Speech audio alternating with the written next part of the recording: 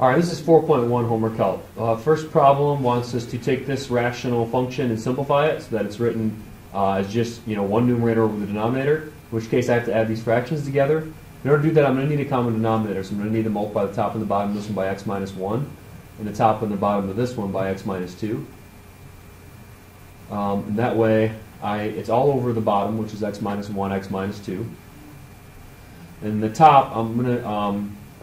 I don't know that I need to FOIL these, but I might as well. So I'm going to FOIL the top and get x squared plus x minus 2x. That combines to negative 1x. And then negative 2 times 2 gives me negative 2. And then FOIL these ones out. And 2x squared minus 2x plus 3x gives me 1x. And then 3 times negative 1 is negative 3. So I can add these together and get 3x squared, the x's cancel, and you get negative 5 all over x minus 1, x minus 2. And so this is what I would enter into the numerator spot right here, and this is what I would enter into the denominator spot right there. Alright, so the next problem then gives us a polynomial, a rational function like this, and it says what is the equation of horizontal asymptote? Our formula sheet, if you have that handy, has information on asymptotes on it that you're going to be using. Here it is.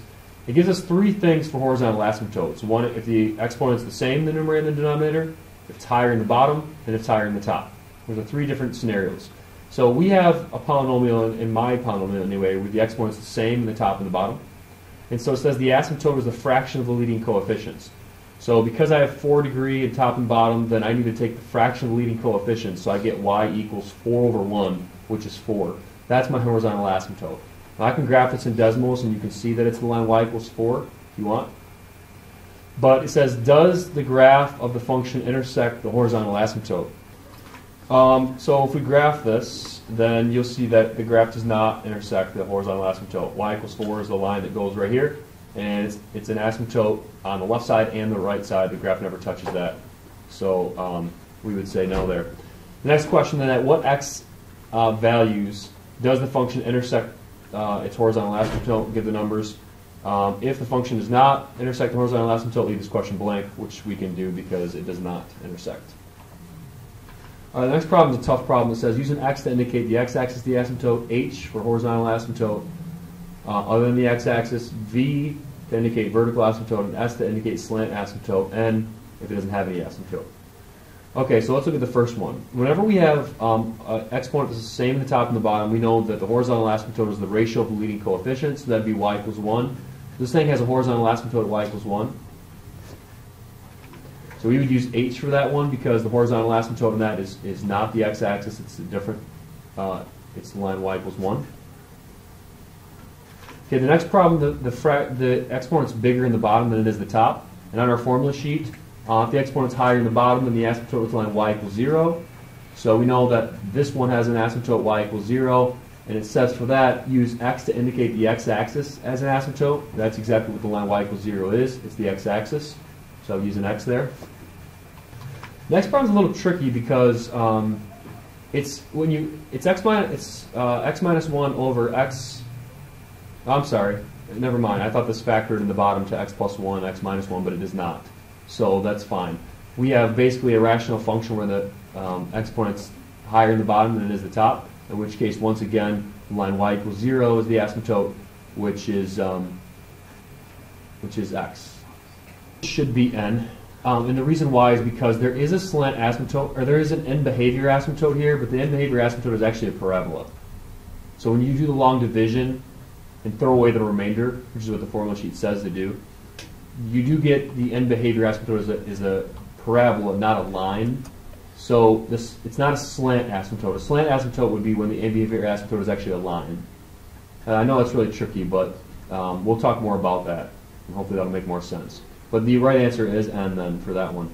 These ones should be right, and they don't seem to be working on my web work. I'm not sure why, so I'm going to have to give you guys credit for that. But the right answer for the first one is h because it does have a horizontal asymptote at y equals 1. So there is a horizontal asymptote there for the function. And that's exactly what we get from the formula sheet. And on the next one, there is a horizontal asymptote at, if you do the division here, It's really x over x minus 1x plus 1, by the way.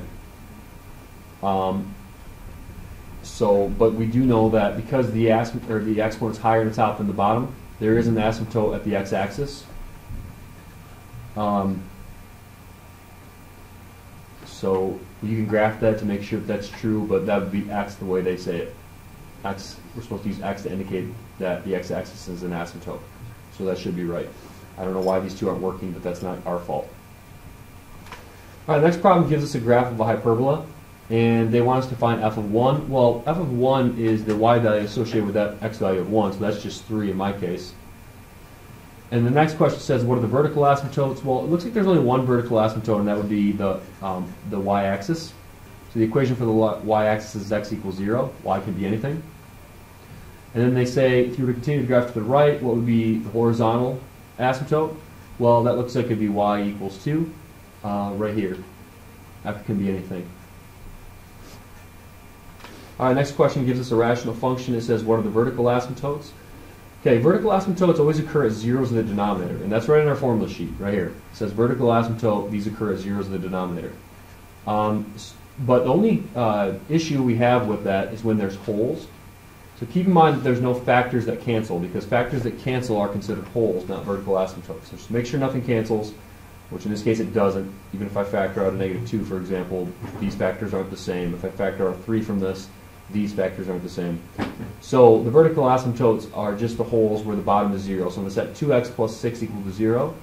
And I'm going to find out that x equals 3. Is it a vertical asymptote? As well as set the other factor equal to 0. 3x plus 9 equals 0. Move 9 to the other side, you get 3x equals negative 9. Divide both sides by 3, x equals negative 3. So 3 and negative 3 are the vertical asymptotes. You can graph that in decimals to check that, but those should be right. The horizontal asymptote then, since the bottom has a degree 2 and the top has degree 1, we know that according to the formula sheet, the exponent is higher in the bottom, so the asymptote is going to be the line y equals 0. So we know then that y equals 0 is the horizontal asymptote because we have a higher degree in the bottom than the top. Okay, another problem to practice that then, we have a rational function. They're asking us about the vertical asymptotes. Those occur at zeros at the bottom, so we know we have one at negative 8, and we also have one at 3/8. Now we can, what one is furthest left? That'd be negative 8. What's the vertical asymptote furthest to the right? That'd be 3/8. And then what's the horizontal asymptote? It looks like we have degree 2 in the top and degree 2 in the bottom. So that means that we have the same degree in the top and the bottom. So let's find the leading coefficients. That gives us negative 15x squared if we multiply first times first in the top. In the bottom we get 8x squared. And so the ratio of the leading coefficients in this case would be negative 15 over 8. And so that would be the horizontal asymptote according to the formula sheet when we have the same exponent degree in top and bottom. Okay, the next question asks about slant asymptotes. Slant asymptotes on the formula sheet, it says that if the exponent is higher in the top, then there's no asymptote, but there is an end behavior asymptote that we get when we do the long division and ignore the remainder. So let's do the long division and ignore the remainder. This gives us 8x squared minus 14x plus 5. The question is, what would we put up top to multiply by 4x to get 8x squared? That'd be 2x. Multiply that through, you get 8x squared. 2x times negative 7 is a negative 14x. When we subtract, we get 0x. Drop down to 5. So the question is, what would I put up here to multiply? Nothing, so my remainder is 5. So this is really 2x plus 5 over 4x minus 7. So what that means is that I can rewrite this, after I did the division, I got 2x plus 5 over 4x minus 7. Now I know I said you can ignore the remainder, so the answer is just 2x. That's my end behavior slant asymptote. Now, the reason you can ignore the remainder, if you think about it, it makes sense because the bottom's getting bigger here, and as the bottom gets bigger, this whole thing goes to 0. And if this thing goes to 0, then I don't care about that anymore. So the end behavior asymptote basically becomes this line. I'll graph this for you and show you that.